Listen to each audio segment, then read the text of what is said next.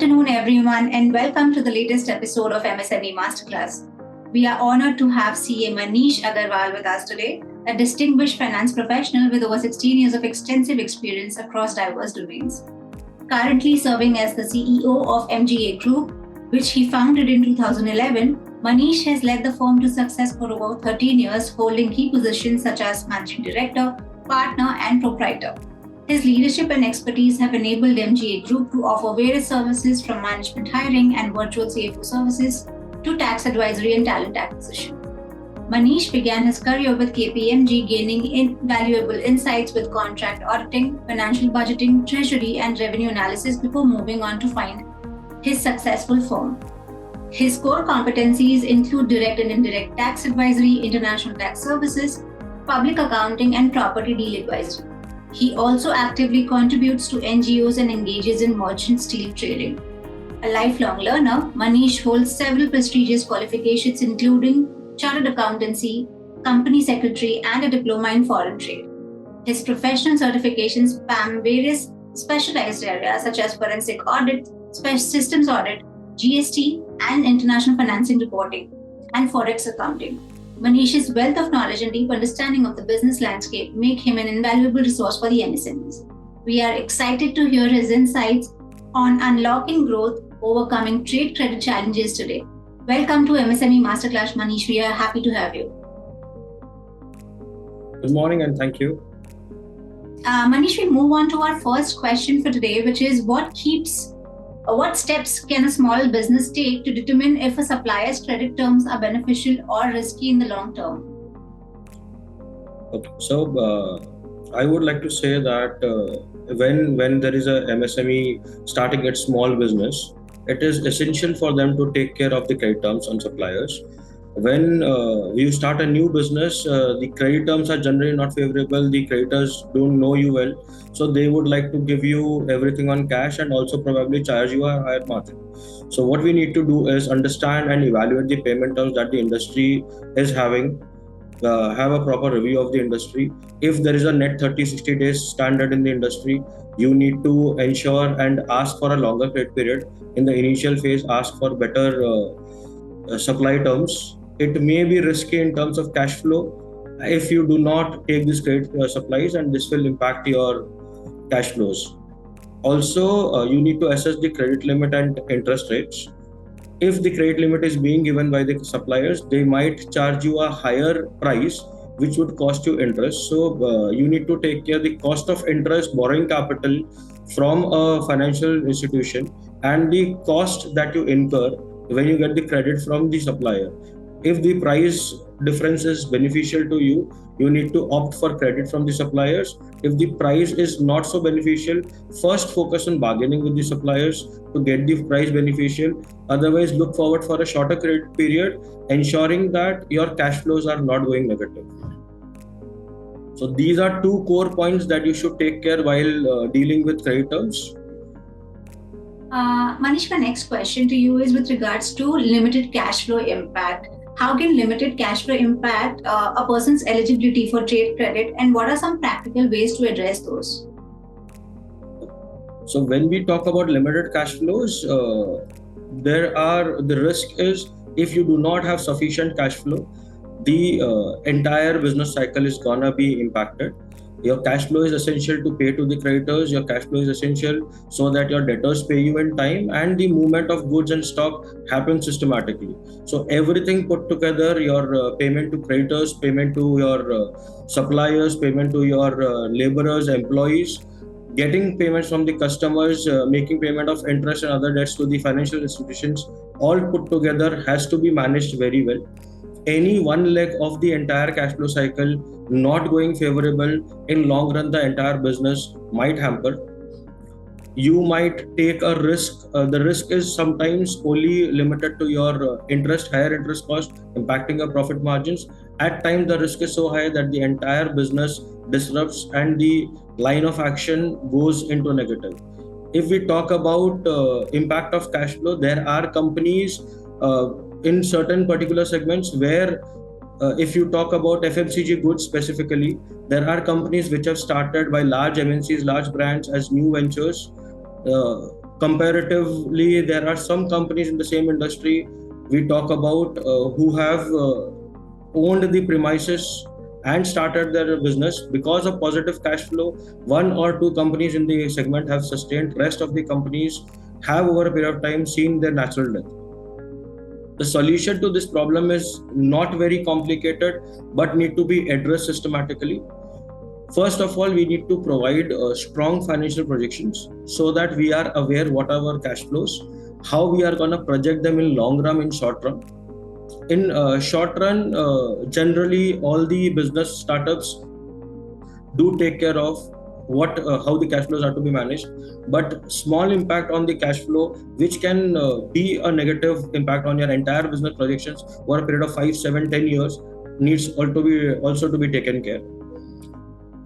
Offer collateral or payments. You could offer assets or upfront deposits to secure favorable credit terms, which generally happens in case of some of your suppliers, where supplier says give me an advance of 5 lakh 10 lakh rupees, and basis that advance deposits available with the supplier, they give you a better credit cycle. This better credit cycle is more important rather than having a weaker credit cycle at a cheaper cost. So both things to be taken care of to ensure which is favorable for your business and how you have to go ahead about it. You also have to build a positive payment history, which means that when your debtor cycle is, say, suppose 60 days, try to ensure that your credit cycle is matching a 60 days credit cycle, or maybe a 75 or a 90-day credit cycle. If you have a positive credit cycle on both the legs, your profit margins with a better credit cycle will help you not only sustain the business, but also multiply your overall net worth, and the business growth will happen faster. Similarly, negotiate for a short-term payment terms with your customers. So a shorter payment term with the customers, longer payment terms with your vendors can really do the magic for you. Thank you. Manish, can you, since you mentioned about negotiation with regards to better credit terms, can you share with our attendees what are the best effective and the most effective ways to negotiate better credit terms with suppliers who are hesitant to offer flexibility? Okay, so when you are new into the industry, there is slightly difficulty that you will face when you start your business with your new creditors. But always, whenever a business gets started into a particular industry, there is some background that the businessman has of the industry, some competitors or some collaborators where they have who refer them to the industry, and with that background they enter the industry. So similarly, you need to use these connections that you have in your favor. Talk to your suppliers, give the references, get your credibility established with them. This credibility is most important when you discuss with credit terms in the initial period. If you are entering into an industry, say suppose I am a professional chartered accountant, I enter into an industry of manufacturing steel. This completely becomes a new business for me and I will not be able to get better credit terms. But if I am thinking of getting into such the industry which has no relevance to my business, I will have someone in the industry who knows me. These connections can be used to establish a better relationship with the vendors. And if the vendors start trusting you because of some good reference, they will give you some credit better in the initial phase, maybe a 15-30 days credit or a 60 days credit period against the standard of 60 or 90 days credit period. This is a good start, that instead of 0, it is a 15 or 30 days credit period. Do not consume the entire credit period. The first step is done. Second step is do not consume the entire credit period. If you get a 60 days credit period, make sure that you make payments 30-45 days. When you make payment before the due date, the suppliers start trusting you better, that they realize, okay, this is a good party who is not gonna default on the payments. In fact, the payments are gonna flow in on earlier terms. This will help you get faster credits, faster goods, and slowly your credit cycle is going to improve. This improved credit cycle will also help you get a longer credit period from the suppliers. So a 30 days credit cycle can easily be extended to 60-75 days credit cycle, ensuring that you are always on time. And also when you're making payments before time, discuss with your suppliers about early payment discounts. These discounts might not be sizable for your business at times, but these discounts are essential where this trust with the suppliers get established, that you as a customer are gonna make payments before time and they will be happy to extend a 0.5% or a 1% discount to you. This not only helps you build a better relationship, but also gets you a better cash flow. this will be also in line with building a long-term relationship with your suppliers. So do not leave your suppliers, do not change your suppliers frequently, do not make short-term businesses with a supplier. Go long-run business with them. If you want to extend the number of suppliers that you have, ensure that at least 5% of your business comes from one supplier, because the time you start doing better business, quantum of business with a supplier, the relationship establishes, and that helps you get a better credit cycle. And Okay. offer a signed contract. Generally, when you sign a contract with them, when you get into return agreement, supplier starts trusting you that this vendor, this customer is ready to even get on papers with them. They trust you on your legality, on your legal fronts, which also helps you establish a better credit cycle. So these are some of the points that can be taken care of. Understood. And how can a business protect itself against the risks of supplier defaults when reliant on trade credit? I think I covered a gist of this in the previous point also. Diversify your supplier base. The biggest risk is if you are too dependent on one particular supplier or one particular customer. The high problem is if the supplier stops trusting you for XYZ reason, and no business goes uniform throughout your life cycle. So there are always ups and downs. In those downtimes, if you have at least 20 suppliers, the rule is a maximum of 5 to 10% from each supplier. When you have diversified your supplier base, if any one of the suppliers stops trusting you, or if any of the supplier falls into his business, then your business will not be disrupted. Your requirement will be always complied with help of other suppliers. And once you have multiple suppliers, if a lot of these suppliers trust you, the others who are not having old relationship with you will also start trusting you because of your market presence and because of your credibility in the industry. This also adds up to the point that you also need to ensure trust on insurances. Take credit insurance policies with insurers. Ensure that if there is any kind of default from the supplier side, there is a credit insurance which covers for your defaults. Monitor suppliers' financial health, which also means when the supplier business is not going well, you need to ensure that you have alternate supplier ready for your supplies. Not to say that we are changing the supplier immediately, but also to ensure our business does not disrupt in these situations. Have a clear credit terms with the suppliers. If the suppliers give you a credit term of, say, suppose 60 days, if there is early payment discounts, you are making payments within the within the period of 60 days. But if the supplier follows up for the payment in 15-20 days, establish a clear term saying that, sir, my credit terms is 60 days. I will not be able to make early payments. Do not try to just honor the commitment to the supplier because there is a recovery call from their accounts team. So this is of utmost use. Another way of securing credit is your letter of credit facilities from financial institutions, especially when there are international suppliers. This will ensure that your goods are supplied to you only after which the payment is released. Wherein the risk of material not reaching, wherein the risk of low quality or poor quality material reaching to you, the cost of such risk will not impact your business. These are few of the points. Thank you.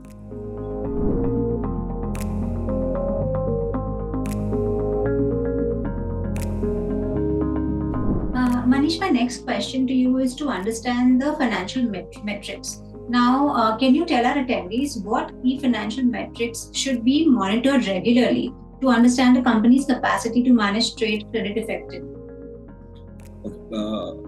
Financial metrics, when we talk about, first thing that comes to my mind is your number of days that is dealt with your credit terms with your customers and with your suppliers. Especially a financial metrics focused on customers. When you make sales, how many days of sales you generate, you convert into cash flow is utmost important. So with all your customers, ensure that your credit terms with your customers, your number of days that your payments remain outstanding with the customers are well monitored. There is proper accounting treatment to it, and these accounting treatment are related with your recovery calls. If the customer is given a 60 days credit period, You ensure that your recovery calls start from 50-55 days, and you get your check in place wherein next 3 to 4 days the check is cleared, and your payment comes well within 16 days and not exceeds to 65 days or 70 days. Generally, the customers will have a tendency that they will issue the check on 60th day, which will reach you after 3-4 days, and then the payment will be credited to your account in 70 days. This 10 days of period impacts your entire credit cycle, because your finance, if you're financed from any financial institution, that is going to cost you interest for 10 days. Your supplier credit is not going to extend. You will have cash flow shortage, which will impact your overall circulation of your business. It will impact the stock that you have. It will impact the purchasing capacity of your business, and slowly these negative impacts can also disrupt your business completely. So ensure that your number of days credit outstanding with the customers are well taken care of. Also think about debt equity ratio. Please ensure that you have best leverage facilities in place. If you are leveraged well, you are gonna you do better business. The capital that you have is limited. You always have to depend on financials institutions for ensuring a higher capital. If you are eligible for 1:3 capital ratio, use the entire capital ratio for the betterment of your business and for expansion. Similarly, on accounts payable turnover ratio, take care that you make payment to your suppliers within time. Do not delay, but at the same time, do not make early payments. Otherwise, your cash flow can go negative. So these are key factors which need to be taken care of. And how do changing market conditions affect trade credit terms and strategies? And what strategies can a business employ to mitigate these impacts? So when the market conditions change, there are times where economic downtime happens, supply chain disruption happens, the risk of interest rate can happen. Say suppose the period of corona, the entire economic fell down of the nation. Every business had seen its downtime. The supply chain was disrupted. The banking interest rate went up drastically because of low movement of cycles. The defaults in the banking industry started happening more. A lot of companies were just vanished in that period. These things need to be taken care of. Understanding, yes, these were natural calamities without the control of your business, but these calamities, today it was corona, tomorrow it could be something else. These keep coming up with time. We need to ensure that our business is well insulated with all these factors. Always have certain mitigation strategies in place. One is a clean communication with your suppliers. Say suppose you are on a rented premises, or your suppliers are supplying goods which are of any particular segment, where the suppliers might say, because of such natural calamities we cannot supply you, but we need the payments. So these things, say suppose we're talking about rented premises, talk to your suppliers that yes, there has been a problem into the entire industry, we are not able to survive, we need some extended credit facilities, we'll not be able to pay rent in time, we do not want you to us to vacate the premises. At the same time, give us extended credit period without any penal interest. Sorry. So these factors to be kept in mind. A very clean, crisp communication is most important in such cases. Clean communication also helps you have a flexible term negotiated with your suppliers. The supplier should not be rigid on what they are offering you. If they are offering you a credit period of 60 days, 90 days, they should not be rigid in times of disruptions, in times of bad times, that it is a 60-day period, any extended period will cost you extra money, should not happen. Supplier should be good with you in that case. This also build cash reverses. Accumulate cash reverse allows for more flexible dealing with the market shifts. This also ensures that if you have cash reserves, you will have to ensure that your reserves are sufficient, so that whenever there is any kind of these factors impacting your business, you are not going cash negative. Manish, for businesses with little credit history, what are the alternative ways to prove creditworthiness to suppliers? So when we say little credit history, this is where we started with. First of all, use trade references. When I said when you are new into the industry, you always have someone referred to you in the industry. You always do some background research. You find your connects in the industry. So these references are the first opening point where your credit history is not established, but your references give a good word about you, and they say yes, this person, this party can be trusted well in the industry, and that is where your suppliers start giving you better credit facilities. So this is an opening move. Second opening move is your personal background, your family background, or your any other business background when you enter into a new business, or your current business background, which gives you a credibility into the industry as an individual. Give personal guarantees to the suppliers, to the new business relationship that you develop, that yes, if my business is not able to repay, it is my personal guarantee that I will make the payment, so you can trust me on those aspects. You have to prepay at times or pay upfront at times to your customers, to your vendors, so that these upfront payments, prepayments can start help you build a trust in the industry, and this trust can give you a long-term association with the vendors, wherein they slowly start extending better credits to you.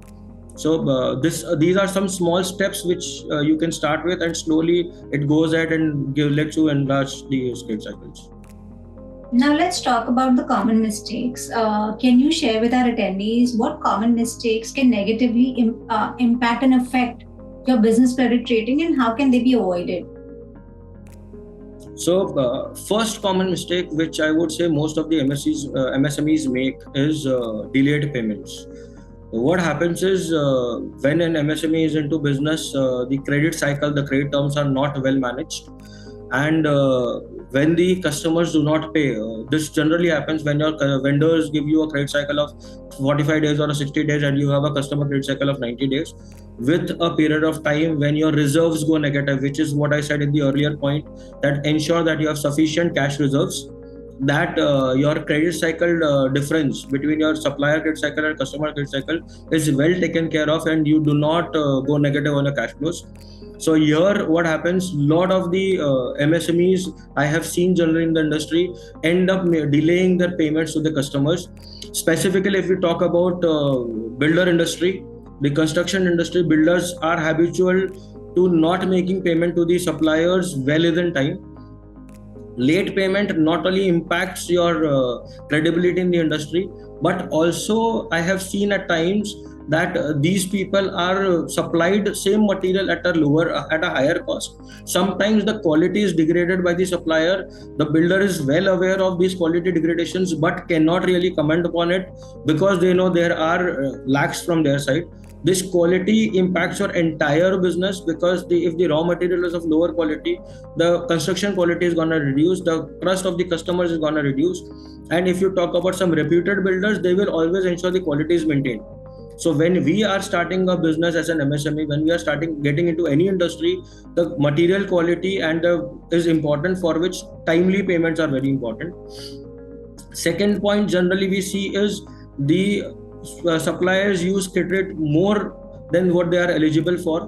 When you excessively use the credit, when you are given a standard credit, when you are buying multiple goods from the same suppliers, with ensuring that you say, suppose you have a credit cycle of 90 days, you have a consumption of 15 days, 30 days of cycle, but you buy more material against what you are eligible for. What will happen over a period of 6 months, 9 months, or maybe a year? You will be extensively utilizing your credit cycle, and when you are excessively utilizing your credibility in the market, you will not be able to repay. So that is where your disruption of the business will start. If there are some discrepancies, if there are minute issues also, you need to tackle them well. If the quality of the goods, if the quality of the supply, if the communication with the suppliers are not well communicated in time, are not addressed, these are the starting points where the vendors start taking you for granted, and this is where the entire issues start creeping up in the long term, which cannot be addressed beyond a given point of time. Your credit report has to be monitored very clearly. So your basically, if you talk about your MIS, If your MIS is not in place, is not being monitored well, is not being addressed, is not being answered, then what will happen? Those will be just papers which will flow to you. You will not take care of them. And when you are not monitoring your credit health, your customers will start defaulting on the payments, your vendor will start defaulting on the quality, and your payment cycle overall will impact your net eligibility. So these are some of the key factors which need to be taken care of. Manish, I've received an interesting question from one of our attendees. He's asking, how does a fluctuating currency exchange rate impact businesses that depend on international suppliers offering trade credit? So when we talk about fluctuating currency rates, yes, they do impact a lot. If the currencies, currently the way currency exchange is fluctuating for our country, the dollar rate has increased over a period of years from an average of 65-70 which was going on now to 80-82. This can go even to 85 in next few months or few years to come. Generally the exchange fluctuation happens during election, which is a period now where there are a lot of elections happening in the country, so there could be negative impact on the currency fluctuations. If we talk about when we are supplying internationally, currently currency fluctuation is beneficial for us because the currency rates are going negative. But for the people who are procuring internationally and supplying into the domestic market, there are some key solutions that you need to take care of. First is hedge your currency risk. Not always your fluctuations are so simple that current with the given situation in India, the rate of 82 is gonna be 85. If it goes to 80 when you are getting up payments, or if it goes negative to 85 when you're making payments outside India, there could be a risk that 5%, 10% of extra cost goes, which eats up the entire business margins. So to avoid these things, hedge your currency risk. And it is always advised that do not play on the currency exchange. You hedge your currency risk to avoid any kind of fluctuation and maintain your business purely on the margins and all the terms that you are entering into. When there are terms being decided with your suppliers internationally, negotiate the currency exchange terms. Like with currently with Dubai and India, the INR currency is being negotiated as the transaction currency, which makes it favorable for Indian customers, Indian suppliers. Similarly, other countries, when you are dealing in dollar rates, do not negotiate in dollar rates, but try to negotiate with them in the INR rates, that the price is fixed for you in your local currency. And in international market, you have a fluctuation which is not impacting your business. At times, if this is not possible, try to negotiate in such a way that when there is a fluctuation dollar price beyond a certain limit, your dollar price are taken care of by the exchange fluctuation, or they are shared with your suppliers, so that the cost of exchange fluctuation is not really impacting you. Ensure that your team is regularly monitoring the exchange rates. If the exchange rates fluctuation turn favorable to you in mid period, see the impact on the overall cost of finance. Try to make early payments to your suppliers when the rates are favorable, and not wait for the entire tenure of the credit period with them. When you are hedging your currency, also similarly, you have to take care of your currency fluctuation points. If you have an option of opening multi-currency accounts, then do that. Whenever the currency fluctuation rates are favorable, transfer the currency into different currency accounts, convert the currency at that point of time, and maintain the accounts there. There are policies where nationalized banks or Indian banks have a policy where the amount in foreign currency is not allowed beyond 30 days. So this 30 days of credit period is to be utilized well in structured way, that you make payment to your suppliers from these foreign currency accounts, or you maintain some foreign accounts with foreign countries, so that your money flows in through those accounts, and you can take care of the negative currency fluctuations.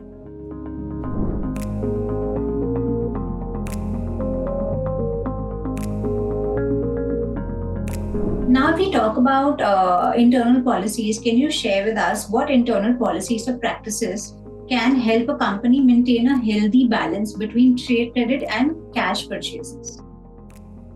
So internal policies, first thing that comes to my mind is have a clear well drafted internal policies in terms of your cash flow management systems. If your cash flows are well taken care of, they are ensuring that at no point of time your cash flows go negative. Your internal policies in place, which are well monitored, will help you have a healthy balance between the trade credit and the cash purchases.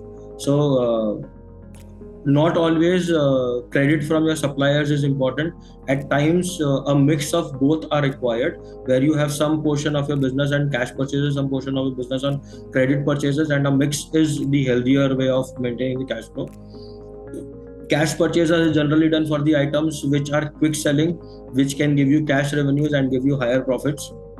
Paid purchase for a regular traded item. So regular traded items give you a better business, better turnover, but the cash purchases give you instant cash positive segments, which are also important. You need to next internal policy that you draft is a clear credit policy, credit limit with your suppliers and with your customers. If your policies are not very clear that what kind of credit cycle you are going to follow, then this differential credit cycle or vague credit cycle with your suppliers can at times make it difficult to monitor your entire the overall business plan. Say suppose you are dealing with 20 suppliers, and each supplier is giving you different credit period. This different credit period impacts at times when certain goods of necessity are not available because of your credit cycle or because of your higher utilization of credits with the suppliers. So take care of your clear credit policies, credit limits with your suppliers. When I say higher policies, also ensure that when the goods are of high cost, or when the goods are of specific need which are instantly required in the market. I'll give you an example. During Corona times, the demand for masks had increased. So if you have a good credit policy, a good internal strategies developed, this was the time where the mask manufacturers, where the mask traders, with their better qualitative cash flows, could generate handsome income, could generate great profits, and could survive in the industry. At the same time, there were some business owners which abruptly entered into the new business of selling masks without appropriate business plan in place. They procured heavily at wrong times, and this procurement went negative when the phase of corona went off. People stopped using masks, and there was heavy stock left with these people. So abrupt policy, a vague business decision can at times impact you negatively. So this has to be taken care. It is not always good to jump around making decisions, but a strategic plan is very important. Always monitor the payables and receivables. Manish, my next question to you is about how can companies assess if the interest rates on trade credit are fair, and what alternatives exist if the rates are unfavorable? So, firstly, when we talk about whether the trade credits are fair or not, always ensure that you have a market research in place. Compare what your competitors into the industry, into the similar market segments are being supplied at what rates, what is the standard margin that they sell at, and what is the selling price that they have with their customers, and what are the credit cycles that they are enjoying with the vendors, and what is the credit cycle that they are supplying to the customers. Because it is not always a written down policy into every segment, that you will have a written steps that these are my credit policies or this is my industry standards. So it is always easy to say compare the industry standards, compare the market rate available. But say suppose you are into a retail business of a commercial good, of an industrial supplying good. Say suppose you are into the industry of supplying nut bolts, which are not well monitored priced materials. If there is an MRP product, you have a very clear trade policy. But if it is not a MRP product, then the issue is your suppliers dominate the market, and the area or the segment in which you are operating, it could be a geographical segment, it could be any other operational things in your particular area, the supplied distance between the supplier and the market, your location. So these factors taken care of, you can always check what is the specific industry rate that is going on with your other competitors. Basis that if you are having any price difference, you need to check whether this price difference is impacting you negatively. Say suppose you are being charged a percent higher by your supplier, but your credit cycles are beneficial and your interest cost from the bank is higher, then a extra premium paid to the supplier is beneficial at times. On the contrary, if your banks can give you a favorable interest rate sometimes come with the secured lending instead of unsecured lending. Generally, unsecured lending from financial institutions can cost you about 14 to 15% of interest cost, against which a secured lending could cost give you an interest cost of about 8.5%. So this differential of 6.5% is very important when you are operating into the market segment. This also gives you a better eligibility to the finance from the banking institutions, because always a secured borrower is given higher credit by the financial institutions, so that will help you leverage your capital better. And these leveraged capital can help you negotiate with the credit terms with your suppliers if they are charging you higher, or it can also help you multiply your suppliers, which can diversify your risk from a single supplier. All these things put together calculate the percentage cost of the supplied material against the percentage cost of capital from any other source, and then see which is favorable. So a favorable cash flow term can help you evaluate this. So terms and conditions need to be understood well with the suppliers.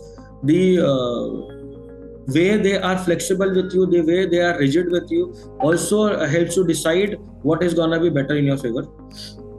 Negotiate for a lower rate of interest, negotiate for a lower price, negotiate for a similar or a better credit cycle, if not lower. Always a shorter credit cycle comes with a cost, so not a shorter credit cycle, but a qualitative credit cycle is important.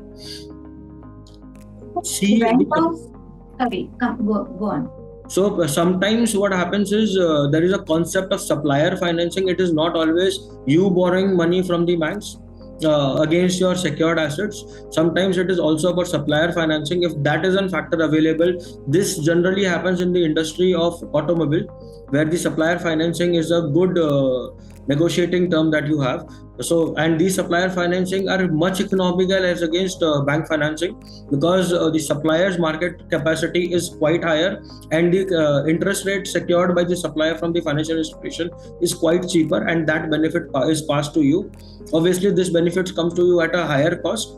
You need to check the ratio margin between the two, and then decide whether supplier financing or factoring is better or a bank financing is better. Got it. And in the event of a payment delay, what communication strategies can help maintain a good relationship with the suppliers?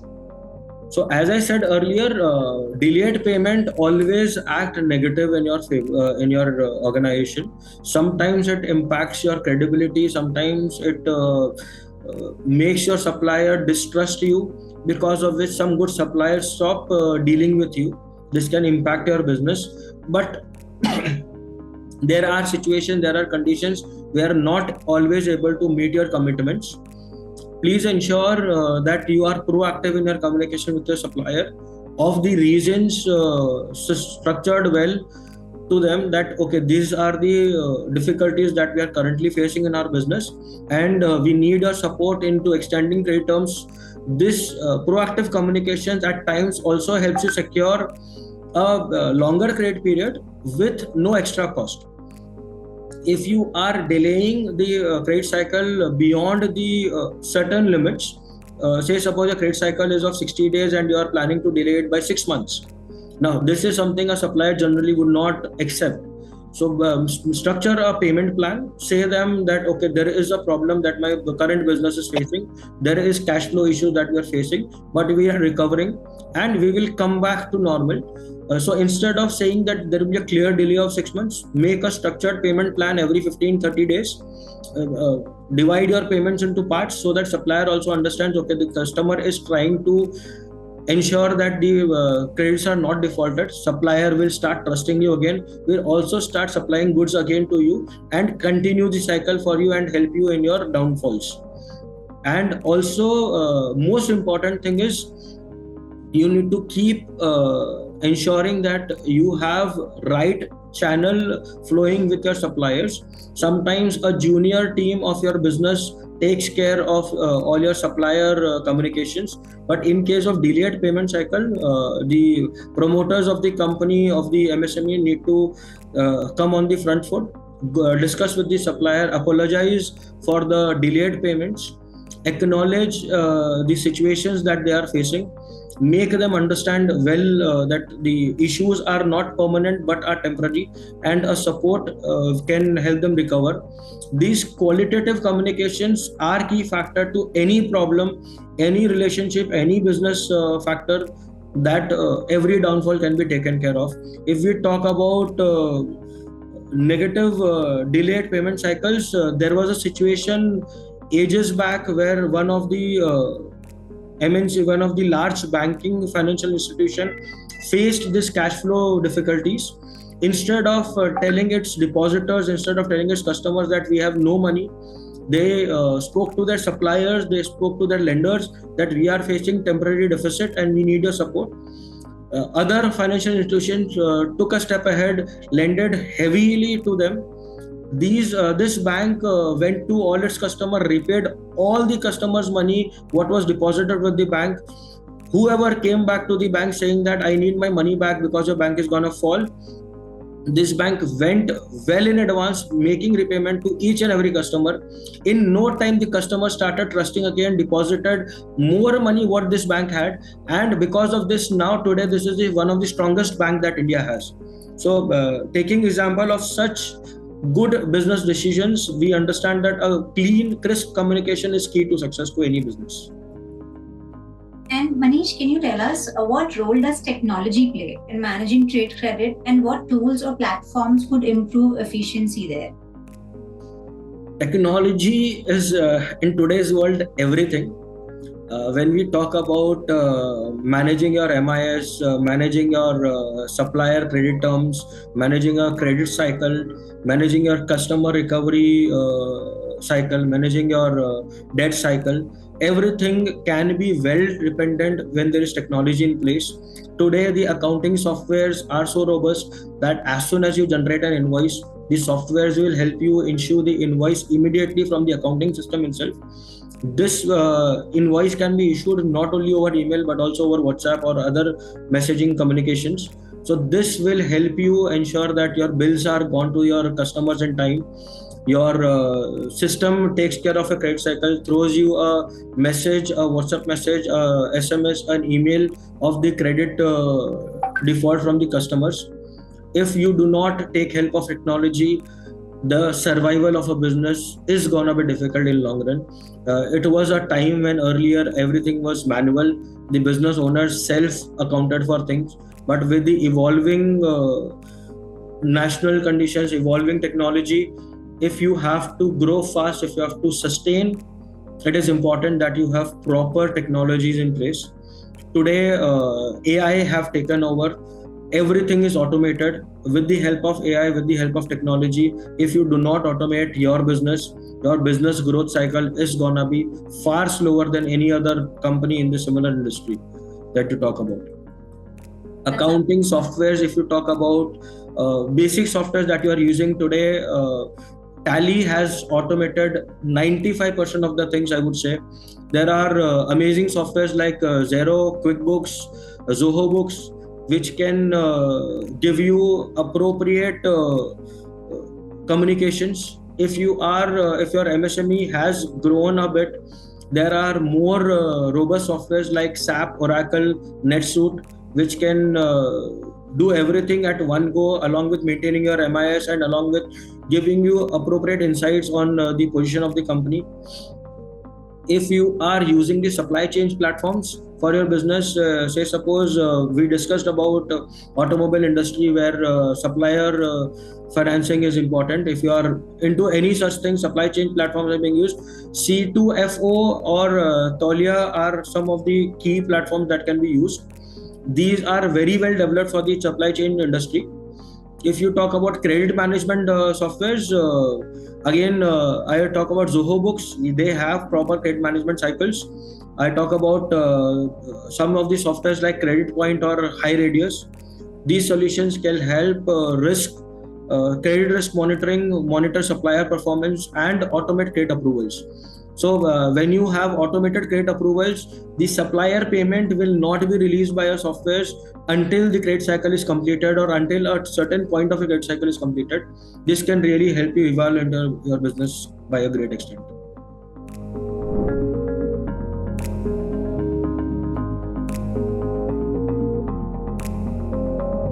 And how can a business leverage trade credit insurance? And what are the criteria for choosing a reliable insurer?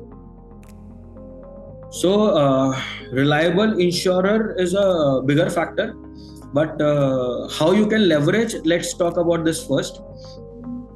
When you have credit insurance, it can help you protect against your defaults. If there is a loss in your business, say suppose your goods are stored into a particular godown, the godown catches fire.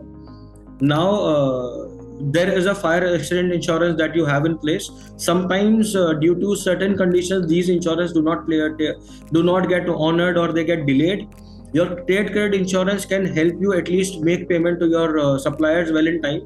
This will help your company be trusted by your suppliers that yes, in the event of calamities also, in the event of negative situations also, you are making payments in time. This is where the suppliers will come ahead and start supporting you more. And a support from the supplier is utmost important for your business to survive, to revamp, and to again flourish. If you have at times larger orders to be placed, say suppose the certain companies have heavier demand in the time of Diwali. So if there is a situation where you have to procure larger orders, credit insurance is something which will pay for the default or delayed payments, or will meet the requirement of further cash flow in case of your larger orders do not get met with its commitments. And this put together can help you expand your credit cycle, which means your business which can do X times turnover in your company during a year. So it can do X plus 2, X plus 3, or maybe X plus 5 also. So which is something important for you to expand and grow. Now talking about selecting an insurer, I would say no insurer is bad or good. It is a situation, it is a business cycle demand where you have certain conditions which complied makes an insurer good or bad for your particular business. So do not be dependent on generic statements that are used to define a particular insurer good or bad. Certain things that you can keep in mind is how proactive the insurance company is settling the claims, how positive the insurance company is when the claims are being processed, passed by them. We would see there are companies claiming that we have 99% claim settled, 100% claim settled and stuff. It is not 99% or 92% which is really important. It is if you are into a good business, if you are honest in your entire process of trade cycle, then in such situations, whether the insurance company is setting the claim, that is important. The denial of claim and the percentage of denial all states what kind of customers the company is dealing with, not always the kind of company that they have. So reputation of the financial institution is important, reputation of the insurance company is important. At the same time, reputation of your company into the industry, that how systematically you maintain your things is important. Always ensure that insurance companies come up with differential premium plans. Each premium plan has certain coverage aspects where there are a lot of terms and conditions where XYZ things would not be covered by the insurance company. These XYZ become very important. Define your key requirements, have a clear written down strategy, written down plan as to what exactly you want to cover. While deciding upon the insurance company, see whether all these factors that you want the insurance company to cover are being covered without any specific terms and conditions, and you don't have to face any extra difficulties while getting the claim. If there is some extra premium that the company is charging, go ahead paying that small extra premium, because that small extra premium is going to cover for all kind of headaches that you might have in a later day situation. So if these factors are taken into care, every insurance company is good. Just the terms and conditions are important to be understood. Got it. And how can a business's financial documentation and transparency improve the trade credit terms with suppliers? So first of all, if you have a clean documentation policy, it is gonna build trust for your company. Always a clean documentation policy does not mean a written down agreement always. Some businesses have so traditional, when you're dealing with traditional businessmen, when the people, when the business owners, the suppliers are from old schools, a clean policy may not be documented, but a honest communication is more than enough, which can help you build right quality of trust with the suppliers.